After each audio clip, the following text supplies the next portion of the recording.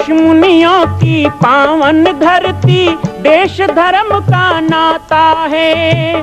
कहते सारे लोग यही हैं, गो हमारी माता है। जाग उठो ओ भारतवासी, जाग उठो ओ भारतवासी, गो पर छुरियां चलती हैं। बंद करो गो माँ की हत्या, सारी जनता कहती है। बंद करो गो माँ की हत्या, सारी जनता कहती है।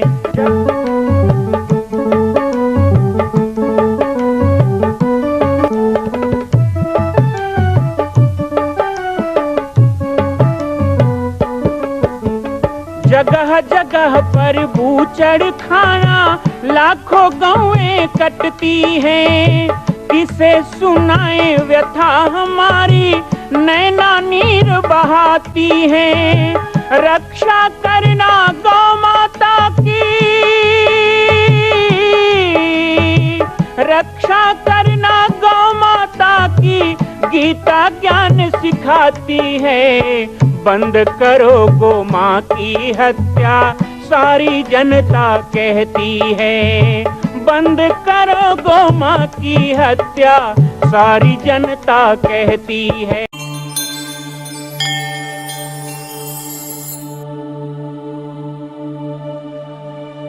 जय सिया राम, जय गो माता, जय गोपाल। स्वागत है आप सभी का बाबा जी की पाती कार्यक्रम में। शिव कथा, महारुद्राभिषेक, भस्म आरती का दिव्य आयोजन पाटेश्वर धाम की पुण्य धरा पर जुलाई 2021 में हुए ये अद्भुत कार्यक्रम का पुनः प्रसारण आप सभी को, और इस शिव कथा के उन प्रसंगों को जो आपने नहीं सुना, बड़ी प्रख्यात वक्ता हिंदू शेरनी मेरी छोटी बहन साध्वी सरस्वती जी के श्रीमुख से शिव कथा का पावन श्रवण करें। भगवान शिव के विभिन्न चरित्रों का आप यहाँ पर श्रवण कर रहे हैं, साथ ही साथ पाटेश्वर धाम के विहंगम दृश्य भी आप देख रहे हैं। शिव जी की झांकियों के साथ साथ भस्म आरती का दिव्य आयोजन जो पाटेश्वर धाम में हो, उसकी भी झलकियां आप देख पाएंगे, गो आरती देख पाएंगे। आप सभी को आमंत्रित करता हूं शिव कथा में जुड़ने के लिए। शिव एक शब्द ले लिया हमने और उस शब्द के ऊपर लिखना शुरू कर दिया, शिव। लोगों ने प्रारंभ किया लिखना, लिखते गए कल्प कल्पांतर बीत गए, पर शिव की महिमा नहीं लिख पाए। शास्त्रों में कहा गया, असित गिरी समम स्यात् कज्जलम सिंधु पात्रे, सुर तरु वर शाखा लेखनी पत्र मोरवी, लिखत यदि गृहीत्वा शारदा सर्वकालम, तव ना गुणा नामीश पारम नयाति। पूरी धरती को कोरा कागज बना लिया जाए, सातों समुद्र के पानी को शाही बना लिया जाए, कल्प वृक्ष की शाखा को लेखनी बना लिया जाए, स्वयं माता सरस्वती और गणेश जी लिखने के लिए बैठे, तो भी इतनी अपरंपार महिमा है कि हम उसे लिख नहीं पाएंगे, पूर्ण नहीं कर पाएंगे, क्योंकि शिव हमारी बुद्धि, हमारे मन, हमारे कर्म, इन सब से परे हैं। हम कोशिश करेंगे कि शिव हमारे हृदय में बैठ जाएं। क्या कोशिश करेंगे? शिव हमारे हृदय में बैठ जाएं। शिव बुद्धि में कैद होने वाले नहीं है। जो बुद्धिमान लोग होंगे ना, वो लोग अगर कोशिश करें कि शिव उनकी बुद्धि में बंद हो जाए तो पॉसिबल नहीं है, हो ही नहीं सकता। समंदर के किनारे दो बच्चे आपस में खेल रहे थे। उसमें से एक बच्चे ने दूसरे बच्चे की शर्ट फाड़ दी। दोनों बच्चे खेलते खेलते तो एक बच्चे की शर्ट फट गई तो बच्चा बहुत रोया। उधर से एक संत गुजर रहे थे। संत ने कहा, बेटा क्यों रो रहा है? बोले, मैं बहुत गरीब हूँ, इसने मेरी शर्ट फाड़ दी, अब मेरी माँ मुझे मारेगी। तो संत को दया आ गई। संत ने कहा, बता तुझे क्या चाहिए, वो मैं तुझे दे दूंगा। मैं सिद्ध संत हूँ, मैं सब कुछ दे सकता हूँ तुझे। बच्चे ने कहा, सब कुछ? बोले, हाँ, मैं जो बोलूँ वो सब कर सकते हो आप। संत ने कहा हाँ तू बोल तो सही। संत ने सोचा ज़्यादा से ज़्यादा क्या मांगेगा, 2-4-10 कपड़े मांग लेगा या फिर पैसे मांग लेगा, घर मांग लेगा, मांग तू क्या मांगना।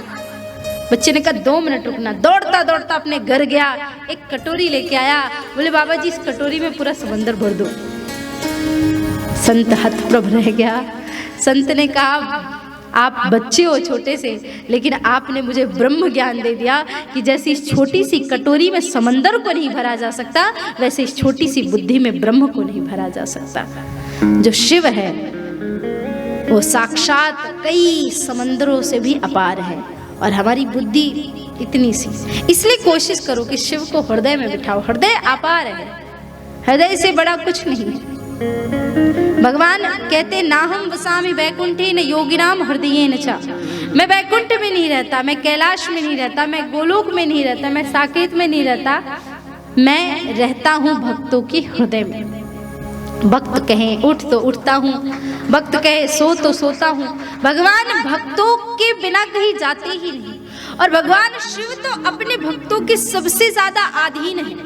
वो इसीलिए तो उनको भोले बाबा कहा जाता है। इतने भोले कि भक्त कुछ भी कराए सब कर लेते हैं।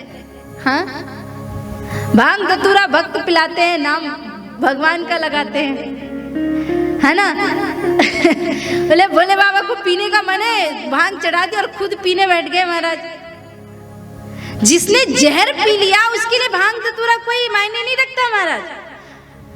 और इस सृष्टि में शिव वही बन सकता है जो समाज कल्याण के लिए विष पिए। आत्महत्या करने के लिए विष तो सब पी लेते हैं, जो दुनिया का कल्याण करने के लिए कि दुनिया जीती रहे मैं विष पीऊंगा, वो शिव है। समुद्र मंथन जब हुआ तो सब देवताओं ने अपना अपना भाग बांट लिया। शिव के हिस्से में क्या आया? शिव जी को विष दे दिया। तो लोगों ने कहा, साधु संतों ने, कि मूर्खों इतना कुछ किया है तुम्हारे लिए, अगर विष नहीं पीते तो समुद्र मंथन शुरू ही नहीं हो पाता, कुछ तो दो भगवान शिव को। तो लोगों ने कहा अच्छी अच्छी सारी चीजें छांट ली, चंद्रदेव को देखा इनमें दाग है, एक काम करो शिव जी को दे दो। शिव जी ने जब चंद्र को लेके अपने मस्तक पे सुशोभित किया तो जिस चांद में भी दाग था उस चंद्रदेव की भी पूरी दुनिया पूजा करने लगी। मतलब एक भजन है बड़ा सुंदर सा, भोले तुम्हारे प्यार ने जीना सिखा दिया, भोले तुम्हारे प्यार ने मेरे बाबा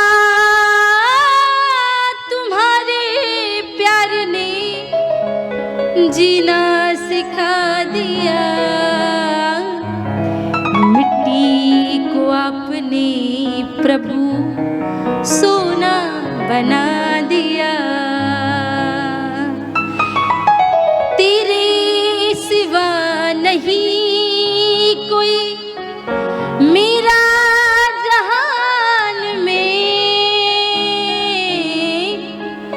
तेरे सिवा नहीं कोई मेरा जहान में, ज्योति जला के प्यार की परवाना बना दिया, भोले बाबा तुम्हारे प्यार ने जीना सिखा दिया।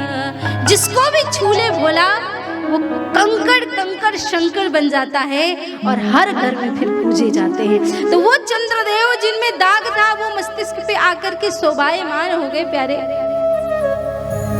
ऐसे तो मैं कल सुनाऊंगी शिव जी की कथा, तो लेकिन अभी बता देती हूँ। जब भगवान शिव का विवाह हो रहा था तो भगवान विष्णु मजे लेने के लिए, मस्ती करने के लिए, क्योंकि दोनों का रिश्ता बड़ा अच्छा है, मित्र मित्र का रिश्ता है, स्वामी सेवक का रिश्ता है, और एक दूसरे को भगवान भी मानते हैं और एक दूसरे के भक्त भी हैं। गुरु और शिष्य का रिश्ता है, हर प्रकार का रिश्ता है उनका। तो शिव जी को मजे लेने के लिए कह रहे थे कि देखो शिव जी कैसी शादी हुई है आपकी, बताइए। हिमाचल के घर में, लोगों के घर में आते हैं दामाद तो लोग पलक पावड़े बिछा करके स्वागत करते हैं।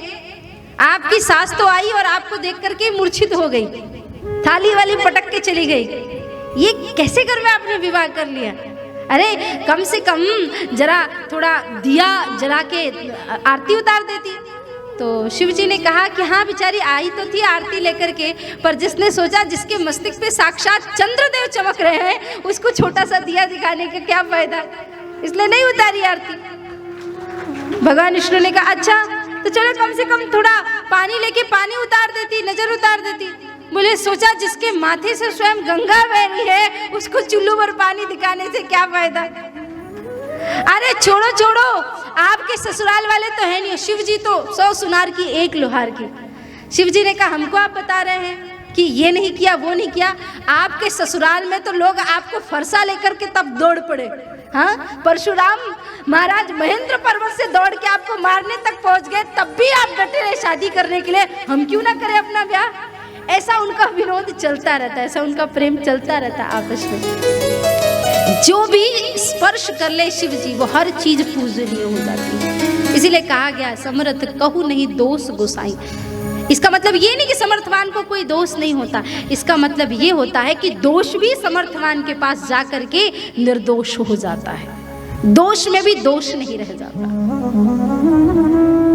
क्योंकि हम 5 दिन में शिव पुराण की कथा नहीं सुना सकते पूरी, तो हम संक्षिप्त में शिव कथाएं सुनेंगे। शिव महापुराण की कथा में सृष्टि विस्तार निरूपण की कथा सुनाई गई है। जैसा कि आप सभी जानते हैं, समझते हैं कि इस पूरी सृष्टि में पहले नार ही नार था। नार यानी जल। उस नार में एक आयन सर्प का, भगवान शेषनाग का, जिसमें भगवान विष्णु विराजमान थे, जिनकी नाभि कमल से ब्रह्मा जी का प्रादुर्भाव हुआ। ब्रह्मा जी कई वर्षों तक उस कमल की नाल में घूमते रहे, उन्हें पता ही नहीं चला। तब भगवान शिव ने उन्हें 2 शब्द आकाशवाणी के माध्यम से सुनाए, ता और पा यानी तप। ब्रह्मा जी ने वो शब्द सुने और तपश्चर्या की। तपश्चर्या के माध्यम से सिर्फ पूरी सृष्टि में उस समय एक ही स्वर गूंजता था, ओम ओम ओम। ओमकार एक निराकार मंत्र है, इसको लोग शिव से जोड़ते हैं तो वो शिव में है, भगवान विष्णु से जोड़ते हैं तो विष्णु में है। वो हमारे पूरी सृष्टि का एकमात्र निराकार मंत्र है, ओम। उस ओम शब्द से पूरी सृष्टि को उदय करने का, प्रादुर्भाव करने का समय आया। ब्रह्मा जी ने हर प्रकार की सृष्टि बनाई, हर प्रकार के देवी देवता बनाए।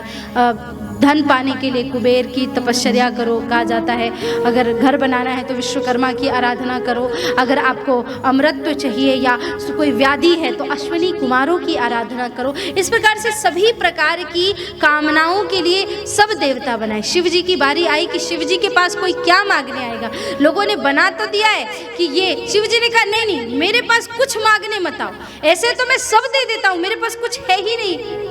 हाँ, अब सोचो शिव जी से बड़ा दयालु कौन होगा कि पार्वती जी ने कहा कि देखो लक्ष्मी सोने के सिंहासन में इतने बड़े भवन में रहती है, मुझे भी चाहिए। बोले उनके पास सोने का सिंहासन है, चलो मैं सोने की नगरी दे देता हूँ। सोने की लंका बनाई शिव जी ने। हाँ, पूजा कराने के लिए रावण को बुलाया और उनके पिताजी ने दक्षिणा में पूछा क्या चाहिए, तो बोले ये लंका ही दे दो। बताओ ऐसा कभी सुना है आपने? आप गृह प्रवेश कराने किसी पंडित जी को बुलाओ और पंडित जी से पूजा करा लो, पंडित जी क्या दक्षिणा दूं आपकी? बोले जो घर बनाया वही दक्षिणा में दे दो। शिव जी ने कहा ठीक है ले लो, और तुरंत एक क्षण में सेकंड भी नहीं लगाया, छोड़ के और पार्वती जी का हाथ पकड़ के चल पड़े। और पार्वती जी भी इतनी दयालु हैं कि जहां मेरे पति वहां मैं उनके पीछे पीछे। तो जिन्होंने सोने की लंका एक चुटकी में ऐसे दे दी, पलक झपकते, उनसे बड़ा दयालु कौन होगा, उनसे बड़ा दानवीर कौन होगा। आज की बाबा जी की पार्टी में शिव कथा की शुरुआत हुई। आगे हम लगातार शिव कथा के प्रसंग आपको सुनाते रहेंगे। इस कार्यक्रम को लगातार देखें, आनंद आ रहा है। बहुत ही सुंदर बहन के द्वारा शिव कथा का वर्णन किया जा रहा है। शिव कथा में भक्तों का उत्साह भी देखते बनता है। जब भगवान शिव का मधुर मधुर कीर्तन बहन करवाती है तो सारा पंडाल शिवमय हो जाता है। आनंद ही आनंद है। कल पुनः जुड़ेंगे आपको बाबा जी की पाती में शिव कथा के प्रसारण के साथ। जय सिया राम, जय गो माता, जय गोपाल।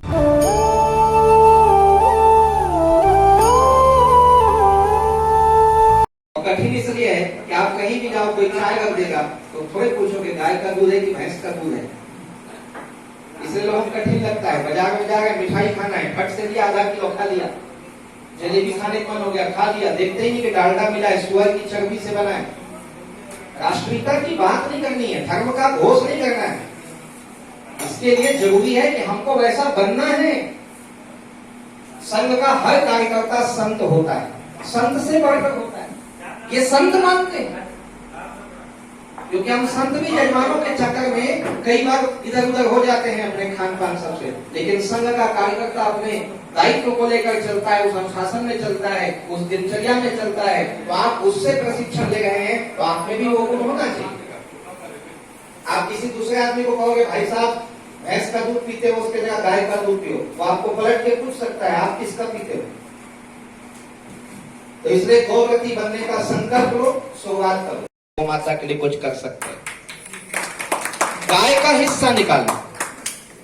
घर में गाय नहीं है, किसी कारणवश हम शहर में रहते हैं, कॉलोनी में रहते हैं या गांव में भी रहते हैं तो घर में करने वाले नहीं है, तो कम से कम जहां गाय है, गौशाला में गाय है, किसी मंदिर में गाय है, आपके भाई के घर में गाय है, तो महीने का कुछ चारा पानी की व्यवस्था उस गाय के करने की जिम्मेदारी उठाइए। इसे हम कहते हैं गौपालक। हमें गौपालक बनना होगा। गौपालक बनने से गाय के प्रति प्रीत तो जगेगी ही, जिम्मेदारी का भान तो होगा ही, साथ ही साथ जो भी हम कर रहे हैं उसमें एक संकल्प जुड़ जाएगा। कहते हैं कोई भी पूजा पाठ करना है तो पहले संकल्प पढ़ाया जाता है, विष्णु विष्णु विष्णु। बिना संकल्प के कोई भी पूजा पाठ धार्मिक काम हमारा नहीं होता है। तो गौपालक बनना ही संकल्प लेना है, ऐसा मानिए। उसके बाद आप करके देखिए, आपका हर कार्य इतना उत्तम होगा। और आगे आगे चल के मैं तो कहीं भी जाता हूं तो रास्ते में दूध पिलाती गौ माता खड़ी रहती। सन्मुख धेनु शिशु ही पियावा, रामचरितमानस कहता है। आज भी आ रहा था तो पांडुका में ही गौ माता ने दर्शन दिया दूध पिलाते हुए। तो हमारा एक संकल्प दृढ़ हो जाता है, गौपालक बन जाए। हम नहीं बनेंगे, दूसरों को कहेंगे तो उसका प्रभाव पड़ने वाला नहीं है। घर में गाय पाले अच्छी बात है, जो घर में गाय नहीं रख सकते एक एक गौ माता की सेवा का व्रत ले लें, चाहे अपने घर में हो, पड़ोस में हो, अपने गांव की एक गाय हो, कोई गौपालक को ही हम कुछ दे सकें, गौचारा ला के दे सकें। जब मेहनत कर नहीं कर सकते हैं तो पैरा खरीद के दे सकें, घास खरीद के दे सकें, पशु आहार दे सकें, नगद राशि दे सकें। दूसरी बात है गोव्रती बनना, ये बहुत जरूरी है। हमारे यहाँ कहा गया जैसा भोजन वैसा भजन, जैसा अन्न वैसा मन। आज हम बहुत सारा गाय के लिए करते हैं। बहुत लोग गाय के लिए बोलते हैं, बोलने के बाद जाने पे भूल जाते हैं। बहुत लोग प्रशिक्षण लेते हैं, प्रशिक्षण लेने के बाद दूसरे लोगों तक प्रशिक्षण को नहीं पहुंचा पाते हैं, तो हमारा लक्ष्य अधूरा रह जाता है। संघ के द्वारा जितने प्रशिक्षण दिए गए हैं, यदि उतने प्रशिक्षण लिए हुए लोग अपने अपने क्षेत्रों में सचमुच ईमानदारी से 100 नहीं 9% भी काम कर दें, तो भारत में एक भी गाय सड़क पे नहीं आएगी और गौ की हत्या नहीं होगी। और गाय से ही हम लाखों करोड़ों रुपए पैदा करके आर्थिक मजबूती देश में ला सकते हैं। हो क्यों नहीं पाता है? इसका एक कारण है, हम स्वयं गौव्रती नहीं है। गौव्रती बनने का संकल्प सबको लेना चाहिए।